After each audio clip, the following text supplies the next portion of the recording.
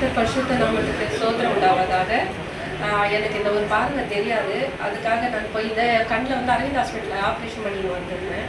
அங்கே போய் கேட்டாக்க இது ரொம்ப முத்தி போச்சுமா, 20,000 ரூபாய் பணம் ஆகும், அதனால் அது வந்து அது இது ஆகுது கூட கஷ்டம் தான், அதனால் எவ்வளோ சீக்கிரம் வந்து பண்ணிக்கிறீங்களோ பண்ணிக்குவோன்ற மாதிரி சொன்னாங்க. நாங்களும் எங்கெங்கேயோ கேட்டு பார்த்து எங்கேயுமே எங்களுக்கு கிடைக்கல. ஆனால் நாங்கள் அதே சமயத்தில் கடன் வாங்குறதா இருந்தாலும் லோன் வாங்குறதாலும் வாங்குறோன்னா அந்த வந்து எனக்கு கண்ணுக்காக யூஸ் ஆகாத வேற எதுக்கும் ஆகிற மாதிரி இருந்தது. சரி, அப்போ ஆண்டவர்கிட்ட ஒப்பு கொடுத்த ஆண்டவர் இது உங்களுடைய ஊர் பாப்பா, நீங்கள் என்ன செய்வீங்களோ எப்படி என்ன பண்ணுங்க. இந்த நான் பாவம் கண்ணுன்றது ஒரு பாவம், ஒரு பார்க்க தான் செய்வோம். அந்த மாதிரி ஏதோ ஒரு பாவம் எதனா பண்ணியிருந்தேன்னா மன்னிச்சிடுங்கப்பா, எனக்கு இந்த கண்ணை வச்சு நீங்கள் இது ஆனால் நான் பைபிள் படிக்கிறதாகட்டும், சோத்திரபலி ஏறெடுக்க அது செல்வி சிஸ்டருக்கு தேங்க்ஸ் சொல்லணும். அவ்வளோ ஸ்பீடாக படிக்கவும், அது சோத்திரபலி படிக்கும் போது பயமாக இருக்கு, ஐயோ 1000 படிக்கணுமான்னு. அதே மாதிரி அதுலேயே நல்லா கொஞ்சம் படிக்கவும் ஆரம்பிச்சுட்டேன், வசனமும் பார்த்து பார்த்து படிக்கவும் ஆரம்பிச்சுட்டேன். அது மாதிரி வந்து சரி கர்த்தர் நம்மளை வந்து தலையெல்லாம் பண்ணின்னு இருக்காரு. நானும் நினச்சிட்டு இருந்தேன். கிரண் கிட்ட கேட்டேன், பணத்தை கொஞ்சம் ரெடி பண்ணிக்கிறேன், கண்ணு ரொம்ப மகளாயிட்டே இருக்குதுன்னு சொன்னா, நான் என்னம்மா பண்றது, அங்கே கேட்டதெல்லாம் எனக்கு கிடைக்கல, நான் என்ன பண்றதுன்னு சொன்னாங்க. அப்போ அவனுக்கு வந்து வேலைக்கு கர்த்தர் தான் ஆயத்தப்படுத்தி கொடுத்தாரு. அந்த வேலையும் இந்த இடத்துல இஎஸ்ஐல வந்து உனக்கு ஆயத்தப்படுத்துவாங்கம்மா, அந்த கூட என் பேர் போடவே இல்லை, அம்மா அவன் பேர் மாத்திரம் போட்டுட்டு இது பண்ணிட்டாங்க. எங்க அம்மா பேர் போடலேட்டு அதுக்காக ஒரு 6-7 மாசம் அலைஞ்சிட்டு அந்த பேர் வாங்கிட்டு வந்து ஹாஸ்பிட்டல் போனோம். இஎஸ்ஐக்குன்னா வாமா நான் உன்னை கூட்டிட்டு போறாங்க, ஆப்ரேஷன் பண்ணுவாங்கன்னா வேணாம் கிரண், அங்கே போயிட்டு கண்ணு வேற முத்தி இருக்குன்றாங்க, அதனால வேணாம், எனக்கு பண்ணா இங்க பண்ணு, இல்லைன்னா இப்படியே விட்டுட்டு பரவாயில்லன்னு சொல்லிட்டு நான் சொன்னேன். நீங்க ஒரு வாட்டி வந்து பாருமா அந்த இடத்துல. இல்லடா வேணாம், அது கவர்மெண்ட் ஹாஸ்பிட்டல், இஎஸ்ஐன்றது ஒரு எனக்கு அது எப்படி இருக்கும்னு தெரியாது, அது கவர்மெண்ட் ஹாஸ்பிட்டல், நான் வரமாட்டேன் போடான்னு சொன்னேன்.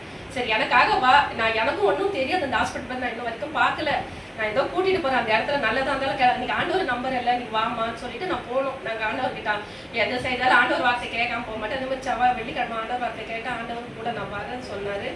அதே மாதிரி நாங்கள் ஹாஸ்பிட்டலுக்கு போனோம். அந்த இடத்துல போனோன்னே அந்த டாக்டர் அம்மா எவ்வளோ இதுவாக பண்ணிட்டோமா, உனக்கு செவ்வாய்க்கிழமை ஆப்ரேஷன்மான்றாங்க. ஒன்றுமே செக் பண்ணல, ஒன்றுமே பண்ணல. எனக்கு ஒரு பக்கம் பயம், கண்ணு வேற இதுவாக இருக்குது, அதை மாதிரி இவங்க எப்படி ஒத்துக்கிறாங்க சொல்றதுக்கு. அதுக்கப்புறம் எல்லா செக்கப் எல்லாம் பண்ணிட்டாங்க, இது அதெல்லாம் பண்ணிட்டு ஃபிட்ஸ் இருக்குது எனக்கு, அந்த ஃபிட்ஸுக்கு மாத்திரம் கொஞ்சம் இது பண்ணணும். அப்புறம் மயக்க டாக்டர்கிட்ட போனால் அந்த மயக்க டாக்டர் சொல்றாரும்மா உங்களுக்கு ஃபிட்ஸ் இருக்குது, அந்த ஆப்ரேஷன் டைம்ல உங்களுக்கு ஃபிட்ஸ் வந்துச்சுன்னா ஐசூல வைக்கிற மாதிரி இருக்கும் அந்த மாதிரி சொன்னாங்க. எனக்கு உடனே பிரதர் ஞாபகம் வந்தாரு, எங்க ஐசூல வச்சுட்டேன் ஆண்டவரே, என் பையனுக்கு யாரும் இல்லையப்பா. நான் அந்த நிமிஷம் ரொம்ப பயந்து ஐசூல வச்சுட்டாங்க, அந்த பையனுக்கு பார்த்துட்டு ஆளிலே இன்னும் எப்படி ஆகுமோ, என்னமோ டைராய்டு வேலை இருக்குன்றாங்களேன்ட்டு நான் ரொம்ப பயந்துட்டு டாக்டர் கிட்ட போய் காமிச்சேன். டாக்டர் மாதிரி தான் சொல்றாங்கம்மா அதெல்லாம் ஒரு லேசானதுமா, இதுக்கு போய் அம்மா நீ பயப்படுறதெல்லாம் ஒண்ணுமே இல்லை, உங்களுக்கு எல்லாம் சாங்க்ஷன் பண்ண. அங்க ஒரு வேலை செய்யற அந்த அம்மா சொல்றாங்க, அம்மா நீ ஆண்டவருக்குள்ள தானம்மா, நான் ஏமா நீ இப்படி பயந்துட்டு இருக்கிற, நீ பயப்படாத, நீ முழங்காலிட்டு ஜெபம் பண்ணு, ஆண்டவர் உனக்கு எல்லாமே நேர்த்தியா பண்ணுவாருன்னு சொன்னாங்க. போனோடனே சரி நீங்க போயிட்டு கேட்கறோம், சார் எவ்வளவு சார் ஆகும் ஆப்ரேஷன், எவ்வளவு சார், நான் 1 ரூபாய் செலவு இல்லைம்மா, உனக்கு நான் ஃப்ரீயாக தான் பண்ணுறோம், அவனுக்கு அவங்களுக்கு 40,000 ரூபாய் லென்ஸ். ஆனால் பணம் கொடுத்த இடத்துல எனக்கு அவ்வளோ லென்ஸ் வைக்கல, 17,000 லென்ஸ் தான் வச்சாங்க. ஆண்டவர் எவ்வளோ உண்மை உள்ளவர், எந்த ஏழையை கூட அவர் கண்ணோக்கி பார்த்துருக்கிறேன். நேற்று தினத்தில் நைட்டு ப்ரேயரில் அம்மா வருவாங்க, நான் ரொம்ப எதிர்பார்த்துட்டு இருந்தேன். சரி இதோட ஆண்டவர் வார்த்தை எப்போ கேட்க போகிறோமானா, ஞாயிற்றுக்கு சனிக்கிழமை ஆகாரம் செய்வாங்களே, எதிர்பார்க்க முடியுமோ முடியாதோன்னிட்டு ஒரு பக்கம் கால் வலி இருந்தாலும் ஆண்டவரே உங்க வார்த்தை இது ஒரு வாட்டி, அப்புறமே இன்னும் ஒரு வாரம் 10 நாளைக்கு சர்ச்சுக்கு வர முடியுமோ, கேட்க முடியாது, ஃபோன் கேட்க முடியாது, ஆண்டவரே ஒரு வார்த்தை உங்க வார்த்தை நான் கேட்கணும்பா, ஊழியக்காரங்க எப்படினாச்சும் வரவைங்கப்பான்னு சொல்லி நான் ஜபம் பண்ணிட்டே இருந்தேன். அந்த நேரத்தில் ஊழியக்காரங்களுடைய குரல் கேட்டேன். ஆண்டவர் கூட என்ன நினைச்சிட்டு இருக்கிறாரு. அப்புறம் ஆண்டவர் வந்து பேசினா, நான் சிலருக்கு தான் பேசுனேன்ப்பா, எனக்காக கொஞ்சம் பேசுங்கப்பா, இதோட வார்த்தை நாங்கள் எப்போ கேட்க போறோமோன்னு. அதே மாதிரி ஆண்டவர் எனக்காகவும் பேசினாரு. இவ்வளோ ஒவ்வொரு நிமிஷமும் இருந்துட்டு தான் நினைக்கிறேன், நான் மனுஷங்கிட்ட யாருக்கிட்டே சொல்லலை, ஆனால் ஆண்டவர் எல்லாமே நல்லபடி ஆயத்தப்படுத்தி இருக்கிறாரு. செவ்வாய்க்கிழமை எனக்கு ஆப்ரேஷனை நீங்கள் எல்லாம் கொஞ்சம் ஜபத்தில் வச்சுக்கோங்க. எனக்கு ரொம்ப பயம், அதுதான், வேற ஒன்றும் இல்லை. ஹார்ட் பீட் கூட ரொம்ப கொஞ்சம் இதுவாக இருக்குதுன்னு டாக்டர் சொல்லியிருக்கிறாங்க. இந்த 2-3 பிரச்சனை இருக்கிறதுனால கொஞ்சம் ஜாக்கிரதை தான், இது ட்ரீட்மெண்ட் ஆப்ரேஷன் பண்ணணுன்ற மாதிரி சொல்லியிருக்கிறாரு அந்த மயக்க டாக்டர். அதனால உங்க எல்லாரும், நான் ஏதாவது உங்களை ஏதாவது கோச்சிருந்தேன்னா மன்னிச்சுக்கோங்க. உங்க தனி ஜபத்துல எனக்காக ஜபத்துல வச்சு எனக்காக இது பண்ணுங்க. இந்த சாட்சி கர்த்தருக்கே மகிமை பண்ணுங்க.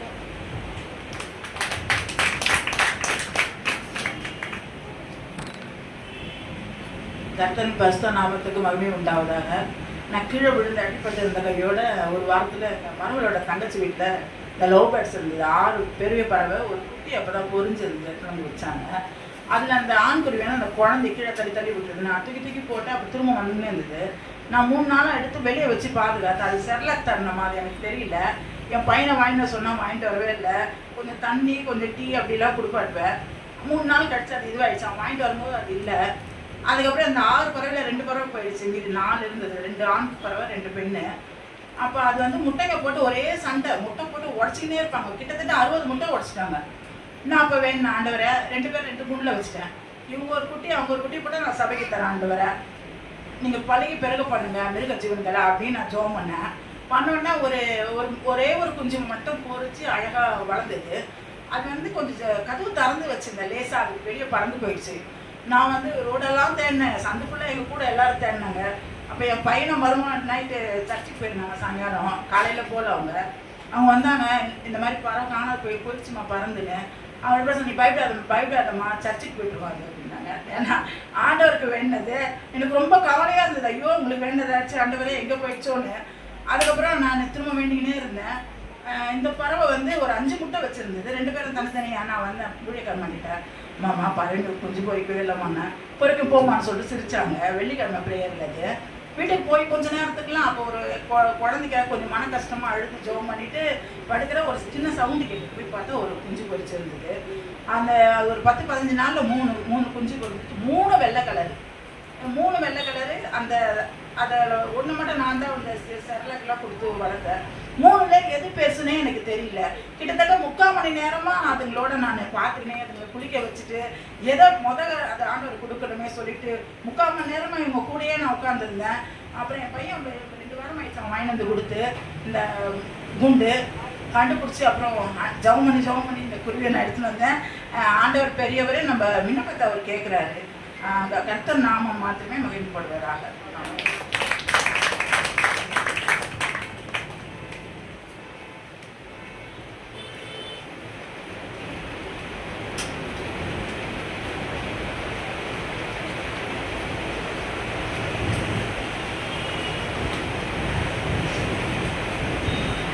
கர்த்தருடைய பரிசுத்த நாமத்துக்கு மகிமை உண்டாவாக.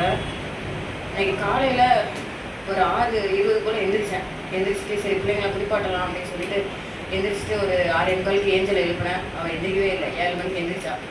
அப்புறம் கிச்சனில் போய் நிற்கிறேன். அப்படியே தொடரெல்லாம் அப்படியே நெறி கட்டிக்கிட்டு அப்படியே நிற்கிது. அப்போ நினச்சேன் சரி நேரத்தை ஆண்டு வந்து கூடாரத்தில் பாதுகாப்பு வச்சுருக்கேன் அப்படின்னு சொன்னார்ல, அதனால் எதுவும் செய்யாது அப்படின்னு சொல்கிறேன். நேரம் ஆக கால் நடக்கவே முடியல. இன்னும் கஷ்டப்பட்டு ஏஞ்சலை பிடிச்சலாமே நான் குளிப்பாட்டிட்டு க்ளோரியை குளிப்பாட்டலான்னு பார்த்தா அப்படி போய் படுத்துட்டேன் 8 மணிக்கு. ஆனால் ஊழியக்காரமாவுக்கு ஃபோன் பண்ணேன், எடுக்கல. ஏன்னா அவங்க சமையல் பண்ணிகிட்டு இருப்பாங்க அப்படின்னு சொல்லிட்டு ஃபோன் பண்ண சொன்னேன். பிள்ளைங்களாம் ஃபோன் பண்ண சொன்னேன், எடுக்கல. அப்புறம் கெட்சியாளுக்கு ஃபோன் பண்ணேன், அவங்களும் எடுக்கல. அப்புறம் பிரகாஷ் பிரதருக்கு ஃபோன் போட்டு எனக்கு அப்படியே நடக்க முடியல, தொடெல்லாம் வலிக்குது அப்படின்னு சொன்னோன்னே ஆண்டர் அந்த கட்டெல்லாம் உடச்சி எனக்கு ஆலயத்துக்கு நீ வந்துரு அப்படின்னு சொன்னார். உடனே சரி எப்படியாவது கஷ்டப்பட்டு வந்துடலாம் அப்படின்னு சொல்லிட்டு 8 மணிலேருந்து 9:20 வரைக்கும் படுத்தே தான் நாங்கள் எந்திரிக்கவே முடியல. இவங்க கேட்குறாங்க போயிடலாமா அப்படிங்கிறாங்க. இல்லை போயிடலாம் அப்படின்னு சொல்கிறேன். 8 மணிக்கு அப்படியே ஒரு குளிர் ஜுரம் அப்படியே சொற்ற போட்டப்புறம் தான் எனக்கு அந்த இது சரியாயிடுச்சு. அப்படி இங்கே ஜோம் பண்ணி விட்டாங்க. அப்புறம் கொஞ்சம் சரி ஒரு 1/2 மணி நேரம் கழிச்சு நீங்கள் பரப்புவாங்க அப்படின்னாங்க. அப்புறம் ஒன்று எஸ்தர் அன்னைக்கு ஃபோன் போட்டு 10 மணிக்கு வந்து நில்லுங்க அப்படின்னு. அப்புறம் 10 மணிக்கு அப்படி இந்த க்ளோரி அவளே குளிச்சிட்டா. அப்புறம் நான் வந்து ட்ரெஸ்ஸிங்லாம் பண்ணணுமே அப்படின்னு சொல்லிட்டு கடற்கரை ட்ரெஸ்ஸிங் பண்ணிவிட்டு வீட்டை விட்டு ஒரு 9:45 நான் கிளம்பி வந்துட்டேன் வெளியே. அப்போ அந்த பிள்ளைங்கிட்ட சொன்னேன், எப்போ டெய்லி இந்த பிள்ளைங்க தலையில் கை வச்சு ஜோம் பண்ணுவேன். ஆனால் இன்றைக்கி எனக்கு முடியவே இல்லை. ஆனால் நீங்கள் 3 பேர் கை கோர்த்து ஜோம் பண்ணுங்க, கண்டிப்பாக வேறு நம்ம வந்து ஆண்டு வந்து ஆலயத்துக்கு நம்ம கொண்டு போயிடணும் அப்படின்னு சொல்லிட்டு ஜோம் பண்ணுங்க அப்படின்னு அந்த பிள்ளைங்க ஜோம் பண்ணிவிட்டு வெளியே போயிட்டாங்க. ஆனால் இது ஏஞ்சல் தான் கதவு மூட சொன்னேன். எனக்கு நிற்க முடியல. ஏன்னா அந்த தொடை வலியிலிருந்து நேராக கீழே இறங்கிடுச்சு வலி. ஆண்டு ஜோம் பண்ணி விட்டதும் அந்த தொடைகளோட வலி நேராக கீழே இறங்கிச்சு. கீழே காலை ஊனவே முடியல. இருந்தாலும் கஷ்டப்பட்டு எனக்கு பின்னால் ஏஞ்சல் வந்தா அப்படி மெல்லமாக இறங்கி வந்துட்டேன். வீட்டை விட்டு வெளியே வர அப்படியே ஒரு மூச்சு வாங்க ஆரம்பிச்சிருச்சு. அப்படியே வாயை மூடவே முடியல. அப்படியே வந்துக்கிட்டே இருக்கிறேன். ஆனால் அன்னைக்கு நான் அப்போதான் வளர்ந்தேன். என் கணவர் எவ்வளோ கஷ்டப்பட்டிருப்பாரு. எத்தனையும் மூச்சு வாங்குறமாங்க, எத்தனையும் மூச்சு வாங்குற முடியுமா? ஆனால் இன்னைக்கு நான் அதை வளர்ந்தேன். மூச்சு வாங்குறது எவ்வளோ கஷ்டம் அப்படின்னு. ஆனால் அப்புறம் கஷ்டப்பட்டு நான் காரில் ஏறி உட்காந்துட்டேன். உட்காந்தா என்னால் முடியவே இல்லை. அப்புறம் இந்த பிள்ளைங்கிட்ட சொன்ன 3 ஸ்தோத்திரம் சொல்ல ஆரம்பிக்க எனக்கு முடியல. ஏசி எல்லாம் ஆஃப் பண்ணுங்க, எனக்கு முடியல அப்படின்னு. அதுலேயும் 9-10 மணிக்கு எஸ்தரணி காரில் ஏறினாங்க. சொன்னேன் சோதனை அப்படி சொல்ல ஆரம்பிங்க, எஸ்தரணி எனக்கு முடியல, மூச்சுலாம் வாங்குது அப்படின்னு சொல்லிட்டு ஏஞ்சல்கிட்ட டக்குன்னு நீ ஆண்டிக்கு ஃபோனை போடு, எனக்கு காரில் உட்கார முடியல, மூச்சு அப்படியே வாங்குது, வாயினால ஆன் அப்படியே வந்துக்கிட்டு இருக்கேன் அப்படிங்க. கூலிக்காரமா அப்படியே ஜோம் பண்ணாங்க ஒரு 10 நிமிஷம், ஒரு 5-10 நிமிஷம் எனக்கு வந்து ஜோம் பண்ணிக்கிட்டே இருக்கிறாங்க. பக்கத்தில் ஹாஸ்பிட்டலுக்கு போங்க அப்படிங்கிறாங்க. எனக்கு ஹாஸ்பிட்டல்னாலே பயம், ஏன்னா யாருக்குமே நிறைய ஹாஸ்பிட்டலுக்கு போயிட்டு வந்திருக்கோன்னு சொல்லிட்டு பயம். அதனால இவங்க வந்து ஆண்டவரே எனக்கு விடுதலை தாங்க அப்படின்னு சொல்லிட்டு கத்தி கதறி காரில் எனக்கு விடுதலை தாங்க அப்படின்னு. அப்படி இவங்க ஒரு 10 நிமிஷம் பண்ணி எனக்கு ஜோம் பண்ணிக்கிட்டே இருக்காங்க. பயப்படாதீங்க அப்படின்றாங்க. எனக்கு அப்படியே வாய் திறந்துக்கிட்டே வரேன், ஜன்னலெல்லாம் திறந்தாச்சு, எனக்கு முடியவே இல்லை. எனக்கு அப்படி ஒரு அந்த மரண பயம், அந்த கடைசி நிமிஷத்தில் சாவாங்கல, மூச்சு வாங்கிட்டு சாகுறது, அந்த இது வந்துச்சு எனக்கு. அப்புறம் இவங்க பயப்படாதீங்க அப்படிங்கிறாங்க. எனக்கு முடியவே இல்லை. அதுக்கப்புறம் நான் தொண்டையில் கையை வச்சுட்டேன். ஆண்டவரே எனக்கு சுகம் தாங்க, எனக்கு விடுதலை தாங்க அப்படின்னு சொல்லிட்டு இவங்க ஒரு பக்கம் சோத்தை அப்படி சொல்லிக்கிட்டே இருக்காங்க. எனக்கு முடியவே இல்லை. ஆனால் அப்புறம் கொஞ்ச நேரத்தில் நேரம் ஆகாத அந்த காரம் பக்கமாக அது ஒரு இடம் வந்துச்சு. வரவும் அப்படியே இந்த மூச்சு வாங்குறது எல்லாம் ஸ்டாப் ஆகிட்டு. ஆனால் அந்த கால் வீங்கிருச்சு, கால் வலி, பயங்கரமான வலி. இருந்தாலும் ஆண்டவர் வந்து என்னை வந்து கூட்டி சேர்த்துட்டார். இன்னைக்கு வந்து அழைத்து வந்திருக்கு ரொம்ப பெரிய விருப்ப தயவு இறக்கம் தான். இன்னைக்கு நான் ஜீவனோட இருக்கணும்னா இன்னைக்கு ஒரு 8:30 போல ஆலயத்துக்கு போக முடியாதா அப்படின்னு யோசிச்சுட்டே இருந்தேன். ஒரு ஃபோன் வேறு எடுக்கல. என்னடா இது, சமையல் பண்ணிட்டு இருப்பாங்கன்னு எனக்கு தெரியும். இருந்தாலும் எனக்கு ஒரு இது, ஆனால் சரி பிரகாஷ் பிரதர் எப்படி கண்டிப்பாக இருப்பாங்க, இந்த பிளேட்டை நீ ஃபோனை போடு அப்படின்னு சொல்லிட்டு அப்புறம் வெளியே ஆண்டு இன்னைக்கு வந்து எனக்கு சொத்தை கொடுத்துட்டு நான் மூச்சு வாங்குறது எவ்வளோ ஒரு பாடுங்கிறது இன்னைக்கு தான் உணர்ந்து எவ்வளோ கஷ்டப்பட்டுருங்க. ஆனால் வந்து இது எனக்கு ஒரு துணி அனுபவம். ஆனால் உண்மையிலே இன்னைக்கு ஆண்டு ஆலயத்துக்கு கொண்டு வந்துட்டாரு. நடக்கவே முடியல, கால் அப்படியே எரியுது. அதனால அப்படியே மேலே படிக்கிட்டு ஏற முடியுமான்னு கேட்டாங்க. நெக்ஸ்ட் நீ ஏறிடுவேன், என்னால ஆண்டு கூட்டம் வந்துடுவான்னு சொல்லிட்டு இன்னைக்கு ஆண்டு எனக்கு கூட்டம் வந்துட்டாரு. மேலே ஆண்டு எல்லாமே இந்த சாட்சியில் மகிமைப்பட்டு வராது. அவங்க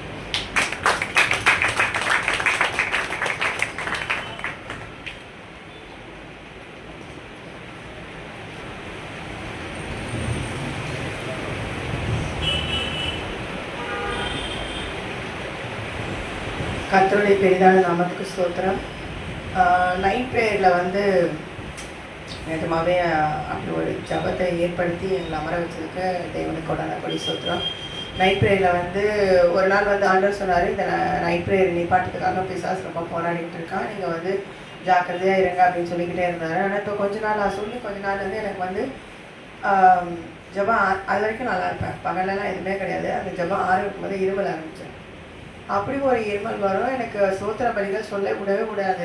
நானும் அப்பயே தண்ணி குடிச்சிட்டு ஏதோ ஒன்று ஜபம் பண்ணி முடிச்சிருவேன். ஆனால் அதுக்கப்புறம் நேற்று கண்டினியூஸாக இருமல் இருந்துகிட்டே இருக்குது. ஆனால் டெய்லியுமே அந்த ஸ்தோத்திர பலிகள் சொல்லும் போது கண்டிப்பாக இருமல் இருக்க தான் செய்யும். அது இருமல் இல்லாமல் இருந்ததே இல்லை. இருந்தாலும் நம்ம மேனேஜ் பண்ணி சொல்லுவேன். நடுவில் கூட ஒரு நாள்லாம் வந்து சுமதி தங்கச்சிலாம் வந்து ரேச்சல் வந்து நான் சொல்லட்டேன், நான் இல்லை நானே சொல்கிறேன் அப்படின்னு சொல்லிட்டு நான் எப்படி மேனேஜ் பண்ணி சொல்லிடுவேன். எனக்கு வந்து அது நான் சொல்லி பழகிறதுனால நம்மளே சொல்லுவோம், யாரையும் நம்ம சொல்லி இது பண்ணிடுவோம்னு சொல்லிட்டு அப்புறம் நேற்று தான் சொல்லிக்கிட்டே இருக்கும்போது இருமல் நிற்கவே இல்லை. ஆனால் பகலெல்லாம் இருமலே கிடையாது. அந்த நைட்டு ஜபம் பண்ண உட்காரும் போது தான் ஆரம்பிக்குது. இருந்தாலும் ஆண்டவர் வந்து எனக்கு சூடாக தண்ணி குடிச்சிட்டு ஜபம் பண்ணிட்டு உட்கார சொல்லியிருக்கா. நான் சுடு தண்ணி போட்டு தான் டெய்லி நைட்டு இரவில் ஏசப்பரத்தை போட்டு குடிச்சிட்டு தான் உட்காருவேன். அப்படியுமே வந்து அப்படி ஒரு பிசாசுடைய போராட்டம். அதுக்கப்புறம் வந்து நேற்று ஞாபகம் வந்துச்சு, ஆண்டவர் வந்து ஒரு நாள் சொன்னார், உனக்கு எங்கே வலி இருந்தாலும் நீ உன் வலது கையை வச்சு ஜபம் பண்ணு, உடனே சுகமாகும், அந்த குணமாக்கு வெள்ளமே நான் உனக்கு கொடுக்குறேன் அப்படின்னு சொல்லித்தாரு. அது நல்ல ஞாபகம் வந்துன்னா டக்குன்னு தொண்டையில் கையை வச்சு இரும்பில் உண்டாக்குற சாத்தான் இருக்கிறீங்களே இயேசு கிறிஸ்து நாமத்தாலே விரட்டுக்கிறேன்னு சொல்லி ஜபம் பண்ணி முடிச்சிருக்கேன். அதுக்கப்புறம் இருமலே இல்லை. ப்ரேயர் முடிக்கிற வரைக்கும் கூட எனக்கு இருமலே இல்லவே இல்லை. எனக்கு பயங்கர ஷாக்கு. நான் கொஞ்ச நேரம் அப்படியே யோசிக்கிறேன், நினைக்கிறேன் நிஜமாலுமே அப்படி ஒரு நான் அந்த மாதிரி நான் உணரவே இல்லை. அந்த வச்சு ஜபம் பண்ணி அடுத்த செகண்ட்லேருந்து ஒரு செகண்ட் கூட நான் இருமவே இல்லை. எல்லாருக்குமே நான் அந்த ப்ரேயர் முடிஞ்சோன்னு கூட சாட்சி சொன்னேன். ஆண்டவர் வந்து எவ்வளோ கிருபையாக நமக்கு இறங்கி எல்லாம் செய்கிறாரு. அது மாதிரி ஒரு 3-4 கேம்ப்பு போட்டிருந்தாங்க. எனக்கு அதில் போய் பழக்கம் இல்லைன்னா போனால் கூட்டம் பார்த்திங்கன்னா அப்படி ஒரு அந்த கேம்பில் அந்த உதவித்தொகை கொடுக்குற இடத்துலையும் இன்னும் நிறைய அந்த 14 துறைகள்லேருந்து கேம்ப்பு போட்டிருந்தாங்க. எங்களுக்கு வந்து மாற்றுத்திறனாளிகள், காது கேட்காம கண்ணு தெரியாமல் நடக்க முடியாமல் இருக்கான், அவங்களுடைய இது எங்களுக்கு கொஞ்சம் பேர் தான் வருவாங்க. அதனால சுற்றில இருக்க அத்தனை வந்து அவ்வளோ ஒரு கேம்பில் அவ்வளோ கூட்டத்துலேயும் ஆண்டவர் வந்து என்னை சரியான நேரத்தில் கூட்டிகிட்டு போய் சேர்த்து காலையில் தம்பி கொண்டு போய் விட்டுருவான். ஒரு நாள் அவனால் வர முடியலனாலும் எங்கள் ஸ்கூலில் இருக்க சார் இருக்கு இதே நான் கரெக்டாக மாற்றல, அவர் வந்து கூட்டிகிட்டு போயிட்டு, அதனால எந்த ஒரு தேவையில்லாத செலவுகள், ஆட்டோவில் போகிற மாதிரியான செலவுகள்லாம் எதுவுமே இல்லாமல் என்னை பத்திரமா கூட்டிகிட்டு போய் அந்த கேம்பை முடிக்க வச்சாரு. இந்த 2 சாட்சியும் தேவன் தாமே மகிமைப்படுவாராக. ஆமென்.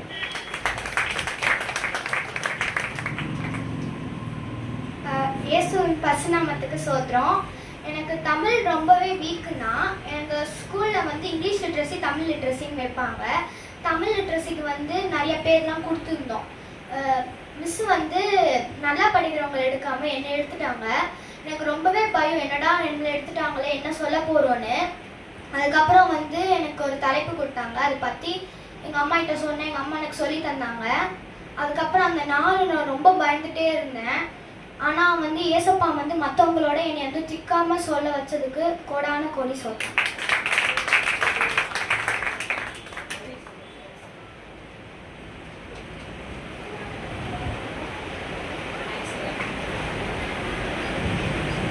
Praise the Lord. அடியாளையும் சாட்சியாக எழுதின தேவனுக்கு கொடான கோடி நன்றி சொந்தம் ஏறெடுக்கிறேன். ஒரு கர்நாடக பாட்டு சாட்சியின் பகுதிக்காக கர்த்தர் நல்ல வரவு கரு வேண்டபடியது ஹெச்சியால் அதுக்காக ஒரு பேண்ட் வாசிக்கும்படியாக பட்சமாய் கேட்கிறேன். Praise the Lord. தேவ நாமம் மகிமைப்படட்டும்.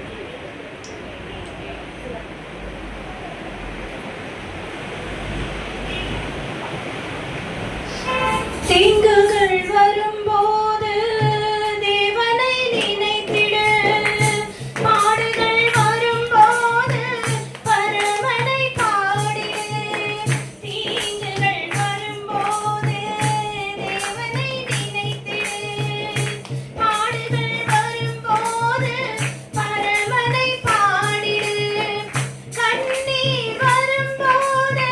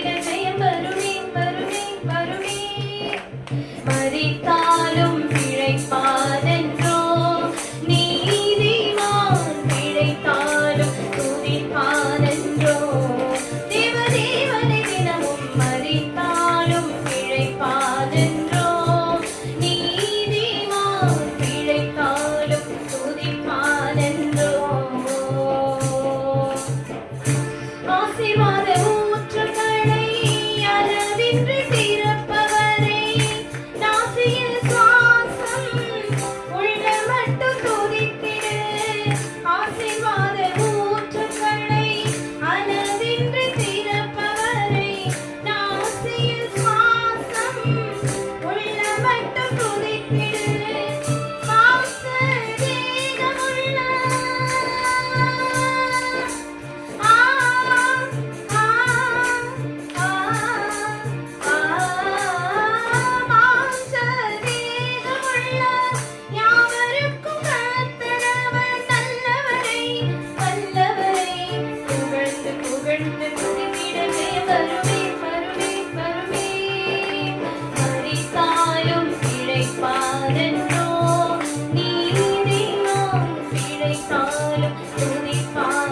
வந்தோம்